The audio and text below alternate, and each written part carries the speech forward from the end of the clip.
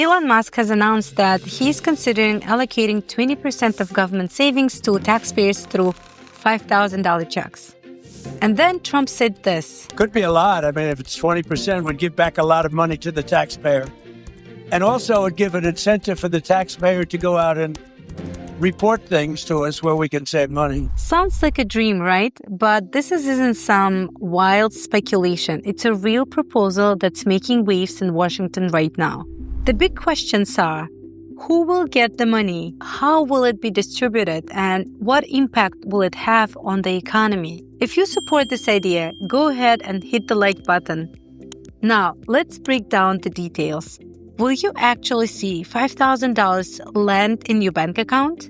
The idea, known as the DOGE Dividend, is a proposed way to return part of the government budget savings to U.S. taxpayers. It was first introduced by James Fishback, CEO of investment firm Aryuna, who suggested that President Trump and Elon Musk should announce a taxpayer dividend program. According to this plan, taxpayers would receive $5,000 in payments funded by savings in the U.S. government could generate through spending cuts. The Department of Government Efficiency, DOGE, has proposed a plan to cut $2 trillion in federal spending. Fishback suggests that 20% of the savings, $400 billion, could be distributed to taxpayers. The idea is that by eliminating unnecessary government expenses, the federal budget could free up $2 trillion. But let's be real. What exactly counts as unnecessary spending? We're not just talking about slashing bureaucrats' salaries. This would involve major budget reforms. Here's the catch. This initiative needs congressional approval, and that's where things get tricky.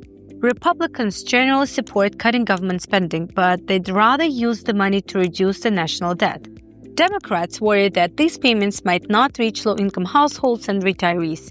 Even among economists, opinions are split.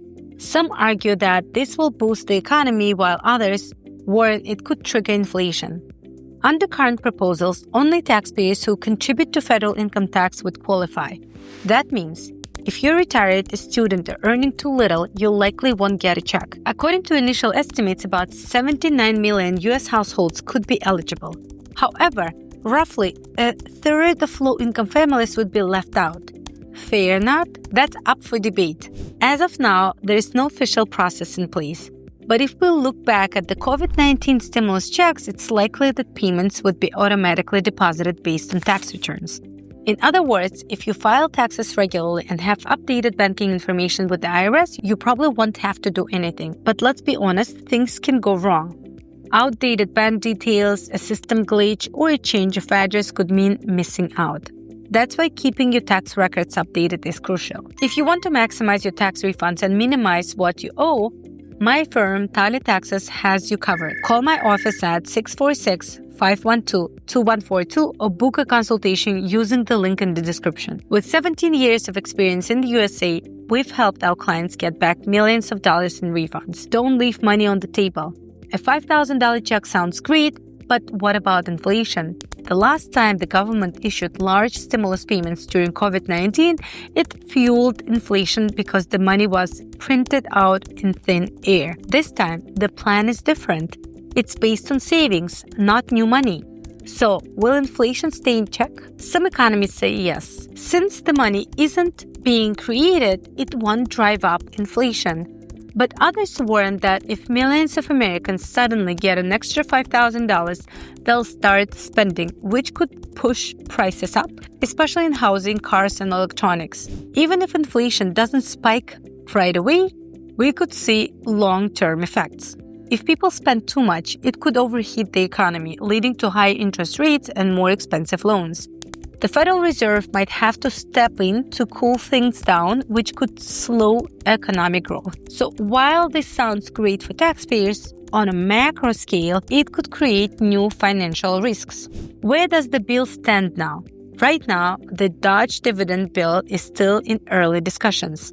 There haven't been official hearings in Congress yet, and it's unclear whether lawmakers will support it. Some Republicans want to pay down the national debt first. Some Democrats argue that payments should go all to Americans, not just taxpayers. Others suggest allocating part of the funds to healthcare and education. For now, we'll have to wait and see what happens with the DOGE dividend. While we wait, check out this short video where I explain real tax-saving strategies that you can take advantage of right now.